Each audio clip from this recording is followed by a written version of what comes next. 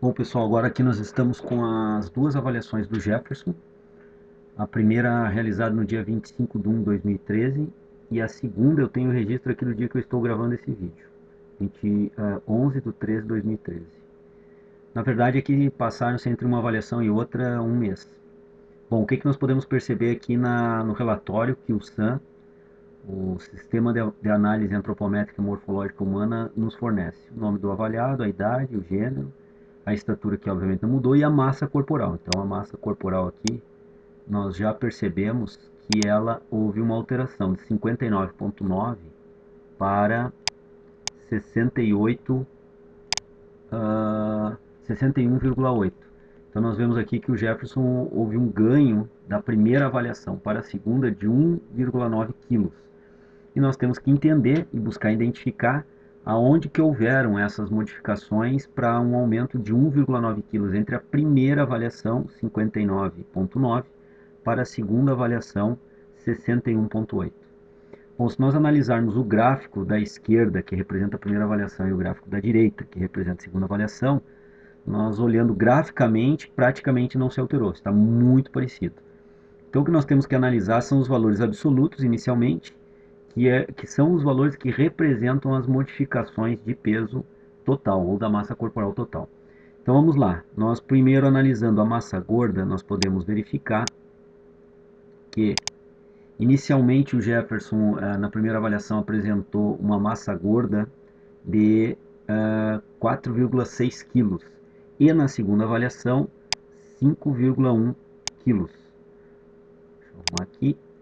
Então nós já podemos perceber que houve aqui um ganho de 500 gramas de massa gorda da primeira para a segunda avaliação. Lembro que entre a primeira avaliação, antes de iniciar o programa de treinamento, e a segunda avaliação, um mês após iniciar o programa de treinamento adaptativo, a dieta dele cresceu bastante. Ele faz em alguns dias da semana ingestão de hipercalórico quando não consegue fazer uma refeição adequada. E também o uso de whey protein, em alguns momentos também, dias de treino muito pesado, que nesses dias ele não consiga fazer uma dieta adequada. Então não são todos os dias, não são em todos os momentos que ele usou nesse primeiro mês, mas isso já representou um superávit energético, aumentando a sua massa gorda em 500 gramas. Se nós analisarmos agora a massa muscular da primeira avaliação, o Jefferson apresentou 36 quilos e 100 gramas de massa muscular. Isso, na verdade, massa muscular representa 60,2% do peso corporal do Jefferson na primeira avaliação. Já na segunda avaliação, ele apresenta 36 quilos e 500 gramas. Então nós podemos perceber que houve um aumento da primeira avaliação para a segunda avaliação de 500 gramas de ganho de massa muscular. Um valor baixo, é verdade, nós não esperávamos um valor elevado, já que o treino era adaptativo, embora um treino forte ele era adaptativo. E em função da dieta utilizada, houve um aumento de massa gorda e houve um aumento de massa muscular. Baixo nos dois componentes corporais. Se nós analisarmos agora a massa óssea, nós podemos perceber que na primeira avaliação ela foi de 10,4 quilos e na segunda avaliação ela manteve-se em 10,4 quilos. A nossa análise é que não haveria motivos da massa óssea a se elevar significativamente ou até uma elevação pequena no caso do Jefferson, já que o mesmo não é um indivíduo com uma idade avançada, que poderia estar num processo de osteopenia e osteoporose, que diminuiria a massa óssea. No caso, ele deve ter uma massa óssea normal, e isso se repercutiu desde da primeira avaliação pré-início de programa de treinamento até agora a segunda avaliação após o período adaptativo. Então, não houve alteração na massa óssea. Se nós analisarmos a massa residual, e lembro que a massa residual são os tecidos corporais que sobram, que ficam no corpo após a retirada da massa gorda, da massa muscular e massa óssea. Então nós incluímos aí as vísceras, incluímos aí o sistema nervoso central, os fluidos corporais, além de outros pequenos tecidos, ou até representativos no caso do tecido pele. Então nós podemos verificar que a massa residual do Jefferson na primeira avaliação ela foi de 8,9 quilos e na segunda avaliação ela foi de 9,9 quilos. Ou seja, houve um aumento de 1 quilo entre a primeira e segunda avaliação. Se nós considerarmos a ingestão hídrica dele, que até foi questionado, a quantidade de hidratação dia, ele aumentou bastante a ingesta de água. em função até dos treinamentos. E nós devemos lembrar que mesmo um treino adaptativo causou já algum grau de microlesão tecidual, obviamente não muito elevado, mas esse grau de microlesão tecidual leva a um processo inflamatório local, e esse processo inflamatório local, que vai ser reconstituinte do tecido muscular, ele depende de água para poder processar o sistema, poder processar os aminoácidos, poder processar as proteínas musculares e recompor o tecido muscular. Então nós acreditamos que muito em função desse processo hipertrófico inicial, que já permitiu aqui um ganho de 500 gramas, de 400 gramas entre a primeira avaliação e a segunda avaliação de massa muscular, esse processo de catabolismo proteico da sessão de treinamento e o processo gerado de anabolismo pós-treino, para um processo inflamatório local dentro da fibra muscular, reconstituinte do tecido muscular, nós acreditamos tenha causado esse aumento da massa residual em 1 kg. Muito provavelmente ele está hidratando mais a sua célula do que antes de começar o treinamento, e isso é relativamente normal nessas condições. Então o que nós acabamos de ver?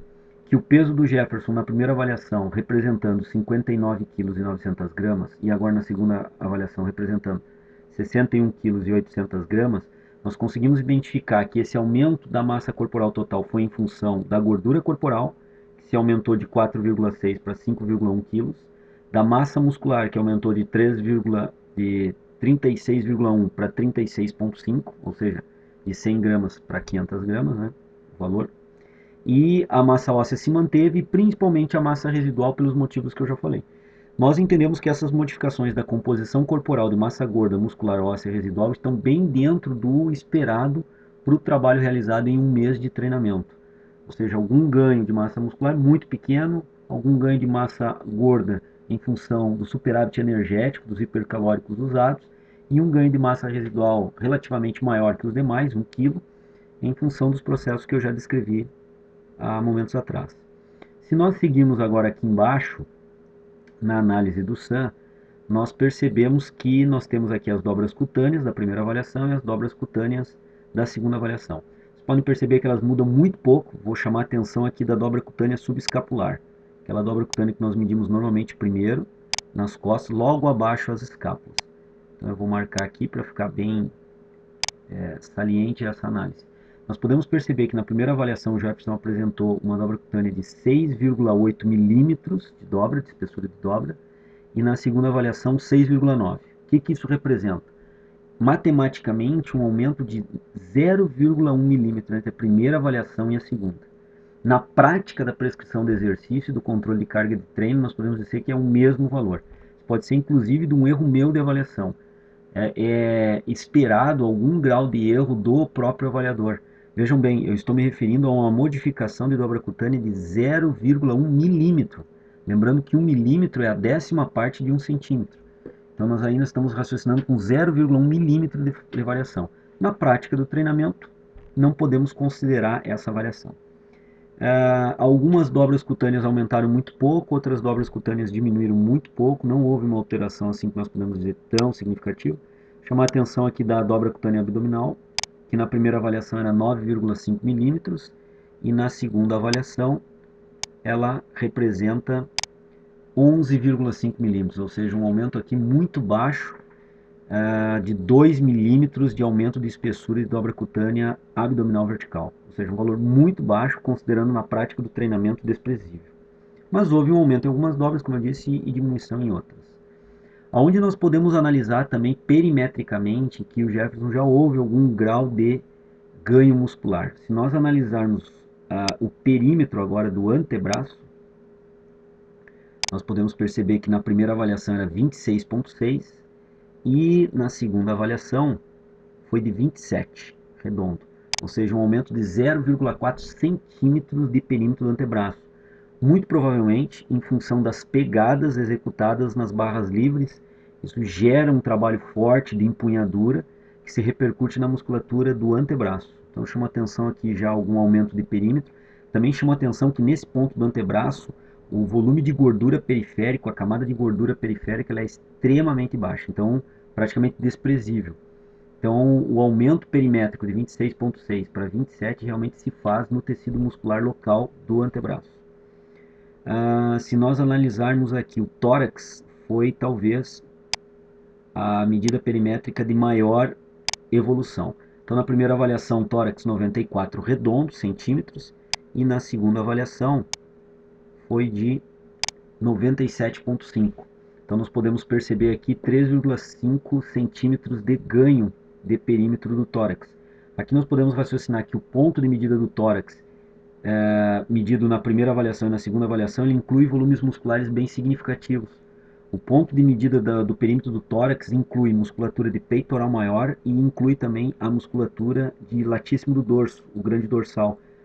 Falo aqui de dois grandes grupos musculares do corpo humano que, mesmo que tenham respondido lentamente, sumariamente ao processo hipertrófico que foi um treino adaptativo, já geraram um grau de aumento do perímetro do tórax relativamente significativo, de 94 para 97,5, um aumento de 3,5 centímetros.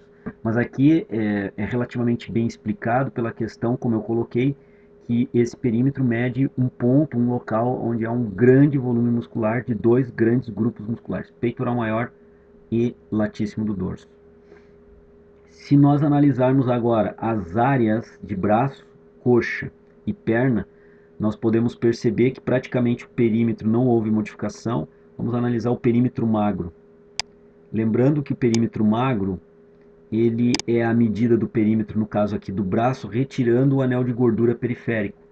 Nós fizemos um vídeo em apoio com o Under, onde nós mostramos esse vídeo. Eu vou pedir para o Jefferson agora postar na tela um link para que quem não assistiu esse vídeo ainda assista e possa entender melhor essa questão do perímetro muscular e a retirada da camada de gordura periférica ou do anel de gordura periférico. Então, analisando o perímetro magro do braço, 27,7, e na segunda avaliação, nós podemos verificar que ele foi de 27,9, 0,2 centímetros de aumento. Pode ser erro de medida? Pode ser. É um aumento tão baixo que nós não podemos considerar em si um real aumento do perímetro magro do braço. Embora aqui em termos matemáticos tenha mostrado isso. Já que é uma diferença muito baixa, 0,2 centímetros, ainda não se pode considerar uma realidade de treino. Se nós analisarmos as áreas da coxa agora e o perímetro muscular da coxa, nós podemos verificar que para a primeira avaliação foi 49,8 e para a segunda avaliação o perímetro magro foi de 50,1. Então nós tivemos aqui um aumento de 0,3 centímetros, também um aumento bastante baixo, que pode ser ainda 0,3 centímetros, até uma pequena variação de erro de medida. Sempre existe esse erro de medida, por mais treinado que o avaliador seja.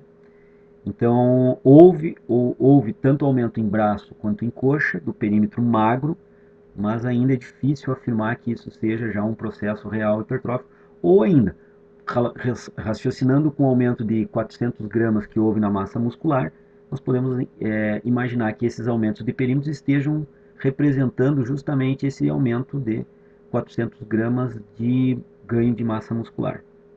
Se analisarmos o perímetro da perna, perímetro magro da perna na primeira avaliação foi de 31,2 e na segunda avaliação o perímetro da perna passou para 31,6, um aumento de 0,4 centímetros. Também um aumento baixo, que, como eu disse, pode estar representando esse aumento da massa muscular, que foi de 400 gramas, um valor baixo, mas que também está de acordo com as medidas perimétricas de perímetro magro, tanto de braço, quanto de coxa, quanto de perna.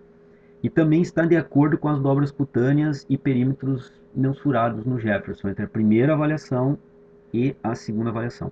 Então nós podemos ver e notar que as avaliações do Jefferson estão se fechando, elas estão tendo um acordo entre a primeira e segunda avaliação, e realmente, no geral, agora contextualizando o geral da avaliação, nós podemos entender que está sim havendo houve um aumento aqui de massa muscular baixo, é verdade, mas houve, porque todos os dados antropométricos e morfológicos que eu estou analisando me levam a crer isso. Baixo em função do treinamento adaptativo. Nós podemos ainda, como última análise aqui de interesse nosso, medirmos o somatório das dobras cutâneas. Abdominal vertical, panturrilha, coxa média, peitoral, subescapular, tricipital, bíceps e suprailíaca. somatório na primeira avaliação dessas dobras cutâneas, quando nós somamos todas essas 8 dobras cutâneas, as principais, o Jefferson apresentava um somatório de 48,4 milímetros de dobra cutânea, no somatório em diferentes pontos corporais, vejam bem, abdômen, a região da perna, região da coxa, região anterior e superior do tronco, peitoral, subescapular, região do tronco na face posterior, na face posterior do braço, a tricipital, na face anterior do braço, a bicipital, e suprailíaca fica na lateral do tronco, na parte inferior. Então nós temos aqui um somatório de dobras cutâneas de diferentes pontos corporais, que na primeira avaliação somou 48,4 milímetros de espessura. E vejam agora que na segunda avaliação, o valor foi de 50,7. Ou seja, houve novamente um aumento aqui no geral das dobras cutâneas. Antes eu havia mostrado para vocês que algumas até chegaram a diminuir em relação à segunda avaliação, mas no geral, no somatório total, no contexto genérico das dobras, nós podemos perceber um aumento do somatório de dobra cutânea pequeno, e isso repercutiu aonde? Esse valor repercutiu, no caso do Jefferson, do aumento de 4,6 kg de gordura para 5,1 kg de gordura. Representando essa análise no total, vejam bem, o percentual de gordura do Jefferson na primeira avaliação era de 7,7%, percentual de gordura. Vou colocar aqui em destaque, 7,7% de gordura, ou seja, o corpo dele, toda a massa corporal, o componente de gordura representava 7,7% de todo o peso corporal. Na segunda avaliação, se vocês analisarem bem agora, nós podemos perceber que esse percentual de gordura se elevou para 8,3% de gordura. Ou seja, uma evolução baixa, de 6% de gordura, continua ainda um percentual de gordura extremamente baixo, um percentual de gordura ideal para o aumento de volume muscular, no sentido em que, ao aumentar o volume muscular, nós já teremos uma definição muscular, não precisará nenhum trabalho paralelo de diminuição de teor de gordura para uma definição muscular. Então, o caso do Jefferson, nesse ponto, está bem positivo. É aumentarmos o volume muscular, conseguiríamos obter uma boa definição muscular, além, obviamente, do ganho de volume muscular. Bom, pessoal, eu espero que vocês tenham entendido aqui os relatórios do SAM, as saídas da composição corporal, a análise que eu acabei de detalhar, fiz bem detalhada em relação à avaliação do Jefferson na primeira avaliação, no dia 25 de 1 de 2013, e a segunda avaliação que eu registrei agora aqui, não me recordo de cabeça certo, o dia exato da avaliação antropométrica, mas o dia que eu estou fazendo agora é dia 11 do 3. Certo é que entre a primeira e segunda avaliação houve aí em torno de um mês de flutuação. E nós acabamos de analisar todos os aspectos morfológicos entre a primeira e segunda avaliação através dos resultados fornecidos pelo Sistema de Análise Antropométrica e Morfológica Humana, o SAM. Lembro a vocês que esse software foi construído por mim e Bruno Sadolski, um acadêmico da Educação Física aqui na Universidade onde eu ministro aula. Esse software ele está em um pequeno detalhe agora de aprimoramento para nós lançarmos a versão 2 e ele também se encontra disponível à venda. Se alguém de vocês se interessarem pela compra do sistema para fazer análises como eu demonstrei agora aqui, é só entrar em contato com a gente e nós vamos fazer então a negociação. E os valores estão dispostos no próprio site, o valor do SAM. Importante agora no momento é ter entendido a avaliação e ter verificado como que ela ocorreu. As mudanças foram muito sutis, tanto em gordura quanto em massa muscular. Aonde foi um pouco mais significativo foi na massa residual, de 1 kg. E como eu falei, isso está muito em função do processo de microlesão tecidual e inflamatório local que vai ocorrer no processo anabólico de reconstituição do tecido. Bom, pessoal, era isso no momento. Espero que vocês tenham gostado dessa parte do 365 dias em foco e o comparativo aqui antropométrico, tenho entendido os processos que eu apresentei aqui e espero que vocês estejam nos acompanhando e aguardo vocês no próximo programa. Um grande abraço a todos, até a próxima.